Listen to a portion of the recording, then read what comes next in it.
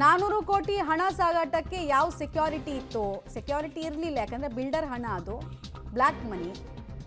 ಸಚಿವ M B Patil ಅವರು ಹಲವು ಅನುಮಾನಗಳು ಅವ್ರಿಗೂ ಇದೆ. ಜನರಿಗಿರೋ ಅನುಮಾನನೇ ಅವರು ವ್ಯಕ್ತಪಡಿಸ್ತಾ ಇದ್ದಾರೆ. ತನಿಖೆ ಆಗಬೇಕು, ತನಿಖೆ ಆಗಲಿ ಅಂತ ಅವರು ಕೂಡ ಅಪೇಕ್ಷಿಸ್ತಾ ಇದ್ದಾರೆ. ಅಷ್ಟು ಹಣ ಎಲ್ಲಿಂದ ಬಂತು, ಹೇಗೆ ಬಂತು ಅನ್ನೋದೆಲ್ಲ ತನಿಖೆ ಆಗಲಿ ಅಂತ ಅವರು ಬಯಸಿದ್ದಾರೆ. ನಾನು ನೋಡಿದ್ದೀನಿ ಭಾರಿ, ಈಗ ನನಗೂ ಆಶ್ಚರ್ಯ ಆಗಿದೆ, ನಂಬಲಿಕ್ಕೆ ಸಾಧ್ಯ ಆಗಲಿಲ್ಲ. ಈಗ ನಾನು ನೋಡ್ತಾ ಇದ್ದೆ ಬೆಳಗ್ಗೆ ಪೇಪರ್ನಲ್ಲಿ, ಆಶ್ಚರ್ಯ ಆಗಿದೆ ಇವತ್ತೊಂದು ದಿವಸ. ಏನು ಅದು ಹೆಂಗೆ ಬಂತು, ಏನು ಬಂತು, ಯಾವ ಹಣ ಏನು, ಇದೆಲ್ಲನೂ ಹೊರಬರಬೇಕಲ್ಲ. ಮತ್ತು 400 ಕೋಟಿ ರೂಪಾಯಿ ಸಾಗಾಣಿಕೆ ಮಾಡ್ತಿರೋ ಸೆಕ್ಯೂರಿಟಿ ನಿಮ್ಮದೇನಿತ್ತು? ಸೆಕ್ಯೂರಿಟಿ ನಿಮ್ಮದೇನಿತ್ತು? 1 ರೂಪಾಯಿನ 2 ರೂಪಾಯಿನ?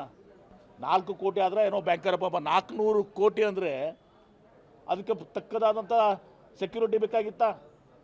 ಅಥವಾ ಎಲ್ಲರಿಗೂ ಇನ್ಫಾರ್ಮ್ ಮಾಡಿ ಆ ರೂಟ್ನಲ್ಲಿ ಎಲ್ಲ ಸ್ಟೇಟ್ಸು ಅಲ್ಲಿ ಇದು ಮಾಡಿದರೆ ಸ್ಟೇಟ್ಸ್ನವರು ಪ್ರೊಟೆಕ್ಷನ್ ಕೊಡ್ತಾ ಇದ್ರಾ?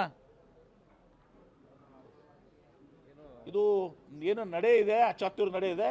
ಬಹುಶಃ ಇದನ್ನು ಭಾಳ ಗಂಭೀರವಾಗಿ ತಗೊಳ್ಬೇಕು ನಾವು. ಬಾಲಾಜಿ ಟ್ರಸ್ಟಿಗೆ ಸೇರಿದ್ದು ಹಾಂ, ಬಾಲಾಜಿ ಟ್ರಸ್ಟಿಗೆ ಸೇರಿದ್ದ ಹಣ ಅಂತ. ಯಾವ ಬಾಲಾಜಿ? ಅಲ್ಲಿ ಗೋವಾ. ಅರೆ ಬರೀ ಪ್ರೊಟೆಕ್ಷನ್ ಬೇಡನಾ?